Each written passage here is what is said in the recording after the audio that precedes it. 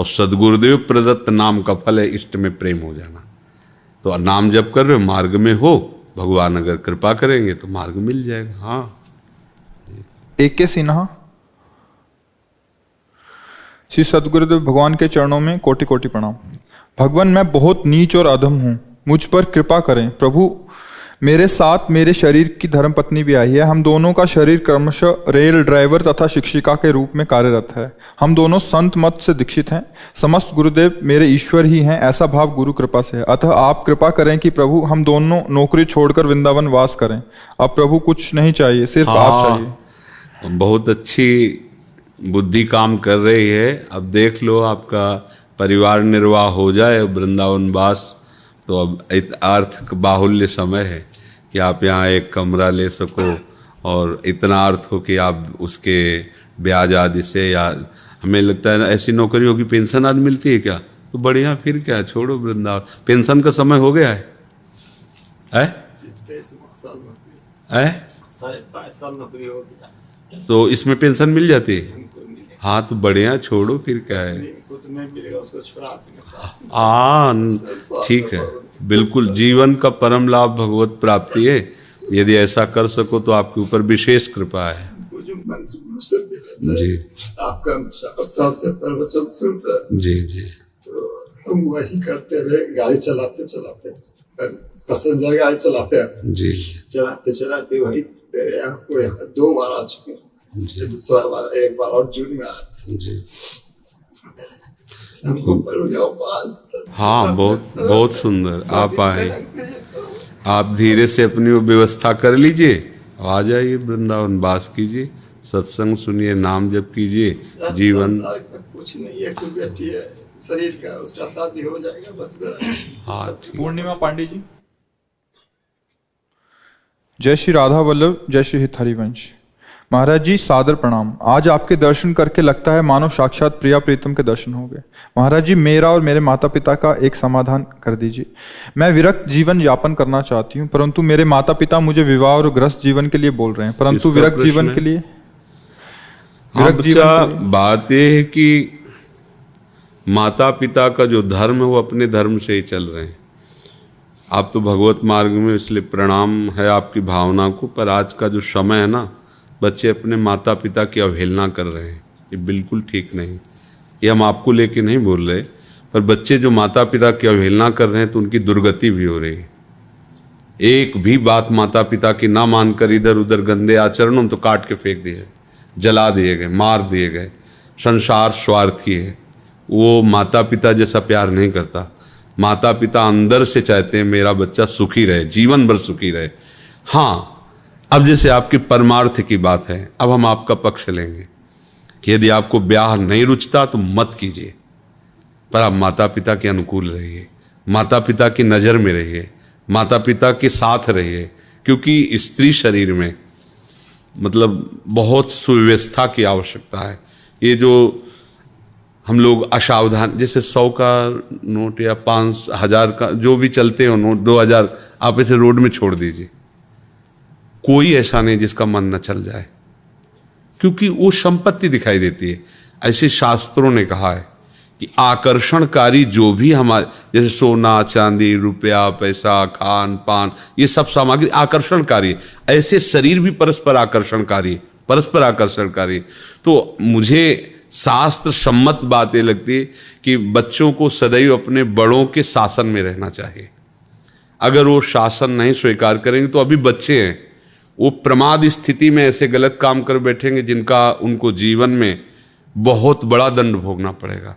आजकल के बच्चे इस बातों को समझ नहीं रहे, आधुनिकता को स्वीकार कर रहे हैं, माता पिता को। तो अब माता पिता क्या करें, शांत हो जाते हैं। आपका तो भागवतिक मार्ग है, हम आपको नहीं करें, पर प्रायः माता पिता के विरुद्ध आचरण बच्चे कर रहे हैं, बिल्कुल ठीक नहीं है। कोई भी ऐसे कोई राक्षसी प्रवृत्ति के माता पिता होंगे जो अपने बच्चों का अहित करें, नहीं तो प्रायः माता पिता का भाव यही रहता है कि हमारी सोच रहती कि हम ये चीज़ खेलें, लेकिन उनको लगता है इसके खेलने में नष्ट हो जाएगा, ठीक नहीं है। तो माता पिता का आदर करें। आप वैराग्य भाव से भगवान मार्ग में चलना चाहते, इसलिए हम सपोर्ट करते हैं कि आप माता पिता की ये बात ना मानो कि ब्याह कर लो, क्योंकि अगर तुम्हारी इच्छा नहीं और तुमने ब्याह किया, ब्याह करने के बाद अगर विरोध वहाँ हुआ तो परिवार का परिवार पूरा दुखी रहेगा, तुम भी असंतुष्ट रहोगी। अगर आपकी ब्याह में रुचि नहीं है, अच्छी बात है, पर माता पिता के अनुकूल होकर उनके सानिध्य में, उनकी दृष्टि में रहो और वैराग्य पूर्वक खूब भजन करो, भगवान का कृपा प्रसाद अनुभव करो। पर आज का समय जो है थोड़ा सावधानी का है। हम अपने उन्माद में, वासना के उन्माद में समझ नहीं पाते और ऐसे लोगों से मित्रता कर बैठते हैं जो केवल हमारे शोषण के सिवा और कुछ, उनके अंदर कोई प्यार नहीं, कोई समाज। तभी तो समाचारों में नहीं आता भाई आज यहाँ ऐसा हुआ, वहाँ मार के फेंक दिया, वहाँ। कोई प्यार करता है? कौन प्यार जानता है? हमारी चमड़ी को देखकर, हमारे शरीर को देखकर भले प्यार करे कोई, हमसे प्यार करेगा माता पिता, क्योंकि उनको लगता है ना मेरा बच्चा है। अब वो डांट रहे हैं कि तुम ये जो गलत कर ठीक नहीं है, उनका हृदय जल रहा है, पर वो बच्चा उन्माद के कारण नहीं समझ रहा, फिर परेशान हो जाता है। तो मुझे लगता है कि सब बच्चों को चाहिए कि अपने गुरुजनों की, बड़े जनों की आज्ञा का पालन करें। हाँ, जैसे आपका बात है तो आपका भाव उत्तम है, पवित्र है, इसलिए हम आपकी इस बात, अगर ब्याह नहीं करना चाहते तो माता पिता को भी जोर नहीं देना चाहिए, इसलिए कि आपने करवा दिया ब्याह। क्योंकि माता पिता को एक होता है कि समाज में होगी कि इज्जत की बात है ना, लड़की जवान बैठी ब्याह ही नहीं कर रहे, वो लोक व्यवहार के, लेकिन उसकी रुचि नहीं तो फिर वहां जाकर के द्वंद्व खड़ा हो जाएगा ना। उसकी भोगों में रुचि नहीं है, पति में रुचि नहीं, और सामने वाला जो पति बनेगा वो इसीलिए बनेगा कि हमारा गृहस्थ धर्म चले, तो झगड़ा होगा, तुमको भी असंतुष्टता होगी, उसको भी असंतुष्टता होगी। तो इसलिए अगर वास्तविक रुचि नहीं है, ऐसा जीवन में निर्णय कि मैं किसी पुरुष की तरफ काम भाव से नहीं देखूंगी, तो ठीक है, भगवत आराधन करते हुए माता पिता के सानिध्य में रहो, उनके अनुकूल रहो, उनके शासन में रहो, बढ़िया रहेगा। भजन करो, भजन करने के लिए तो मनुष्य जन्म मिला है। पुरुष नपुंसक नारीवा जीव चराचर कोय, सर्वभाव भज कपट तज मोहि परम प्रिय सोय। तो ऐसा है। तो महाराज जी, माता पिता की शरीर के बाद फिर उस साधक का क्या होगा? वो कैसे अपना जीवन किसके सानिध्य में जिएगा? भगवान के साथ, भगवान के साथ समझो, भगवान का सानिध्य। मीरा जी के पति भी पधार गए और देवर ऐसा भारी विरोध, निकल पड़ी। कोई जिंदगी में कहीं भी अगर आपने सुना हो कि मीरा जी को किसी ने काम भाव से टच किया है तो हमें बता देना। गिरधर का छत्र छाया कृपा का बना रहता, कोई ऐसे थोड़ी सीम की चाप सके को तासु बड़ रखवार रमापति जासु, ऐसा नहीं कि ये नहीं कि मतलब स्त्री शरीर तो कोई भी शोषण कर सकता है, सबका शासन करने वाला काल का भी महाकाल प्रभु है, ऐसा नहीं। एक से एक महान साध्वियाँ हुई। आप रसिक अनन्य माल पढ़े हो? गंगा यमुना बाई कर्मठी बाई कर्मती, एक से एक महान। तो जो गंगा यमुना बाइयों में थी, इतनी सुंदर थी और नवयुवती ब्रह्मचारिणी। अच्छा, गरीबी से यहाँ वृंदावन में वास उस समय, तो वस्त्र भी ऐसे मलिन वस्त्र, वो स्नान करके यमुना जल लेकर ठाकुर सेवा के लिए अपनी कुटिया के लिए जा रही थी।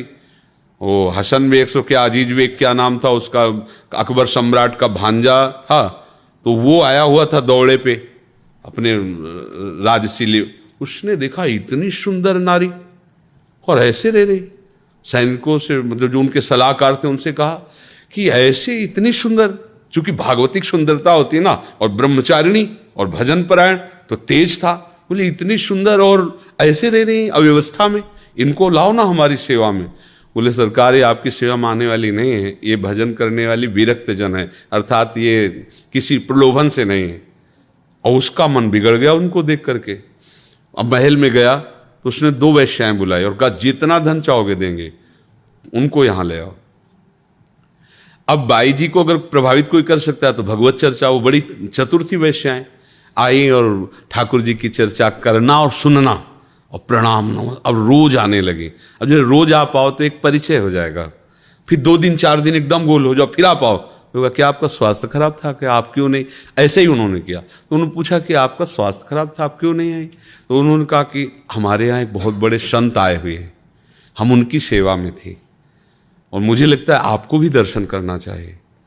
पहले उनका नहीं, सब संतों की कृपा से भजन चल रहा है वृंदावन से जाने। बोले नहीं, मथुरा पास ही तो हम लिवा चलेंगे, बहुत सुंदर चर्चा होती भगवत चर्चा, और आप चलो, आप देखो प्रसन्न हो जाओगे, मेरी मित्रता के कारण चलो। तो संत हृदय उनका स्वीकृति दे दी। नई अवस्था थी, भजन में डूबी हुई। जी गई तो महल में बताया कि यहाँ तो उनको लगा कि संत का महल और झोपड़ी से बराबर रहता है, जहाँ प्रभु रख दें, जैसे तो शायद होंगे धनी मानी जन, उनका आदर करके अंदर रख ले। जो ये अंदर हुई तो बाहर से साकल लगा दी, और अंदर जब प्रयोग किया तो देखा वही उनका भांजा खड़ा हुआ था। दृष्टि देखते, काम की दृष्टि और सामान्य दृष्टि में अंतर होता है। माताओं बहनों में इतनी विवेक शक्ति होती है, एक दृष्टि में पहचान लेंगे गंदी दृष्टि से देख रहा है या अच्छी दृष्टि से देख रहा है। उन्होंने देखा और उनका सुनो, बड़े प्यार से कहा, ये जीवन राधा वल्लभ लाल को समर्पित है, आगे कदम मत बढ़ा देना, नहीं तो तुम्हारा अमंगल हो जाएगा, तुम हमारा तो कुछ नहीं कर सकते। और वो राज वैभव से, अब उसको कोई भय थोड़ी था, कोई ज्ञान तो था नहीं। जे आगे बड़ा आंख मूंदा और श्री हरिवंश श्री हरिवंश श्री हरि, सामने बबर शेर प्रकट हो गया, दहाड़ बेहोश हो गया, पैजामा गीला हो गया उसका। और बाई जी अंतर ध्यान यहाँ वृंदावन में अपनी कुटिया में, बहुत बार ऐसा भयानक भय, वो आंख खोले तो डरे, आंख खोले तो डरे। सब लोग उनका ये बाई जी का चमत्कार है, उनके पास उनको लाए और कहा क्षमा कर दीजिए। उनका नहीं, हमें कोई रोष नहीं है, ये तुम्हारी वृत्ति थी, गंदी व्यक्ति तुम्हारी वृत्ति थी, पर हम ये जरूर कहेंगे कि जो भजन करने वाले जन है, आप शासक हो, आप इनको ऐसी दृष्टि से मत देखो, जाओ भगवान तुम्हारा मंगल। तो उनका कुछ भेंट ले, उनका नहीं, हमें भेंट की जरूरत नहीं, तुम ऐसा न समझो कि हम गरीब हैं, परम धन राधा नाम हमारे पास, हमको ये तुम्हारे सोना चांदी इन सबसे कोई, तो भगवान रक्षक है।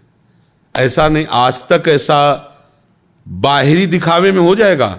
अगर आप में पूर्ण भगवत निष्ठा है, और पूर्ण भगवत तो ऐसा कोई सीम की चाप सके को तासु बड़ रखवार रवा। एक दो शास्त्रों हुई है, शास्त्रों।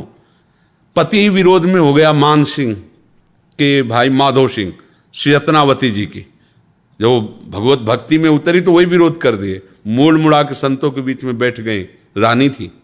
अब तो बड़ी इज्जत की बात, तो जंगली शेर पिंजड़े में बंद करवा करके, और ठीक रानी जहाँ ठाकुर जी की सेवा कर रही थी वहीं दरवाजे पे छोड़ा गया।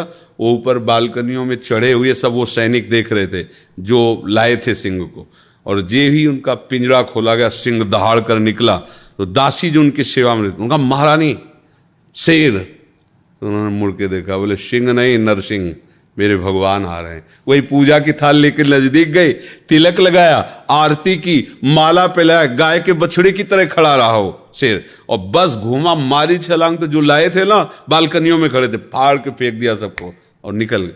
कोई ऐसा कैसे हो सकता है? हाँ, हमारी शरणागति ठीक नहीं है, हमारे आचरण ठीक नहीं है, तो बाहरी दृश्य में आप कह सकते देखो ये संत है, या ये देखो वो घटना हो गई, उसकी आंतरिक वृत्ति भगवान देखते हैं। आज तक कभी ऐसा नहीं हुआ कि कोई भगवान के मार्ग में चले और अनाथ जैसा उसका व्यवहार हो जाए।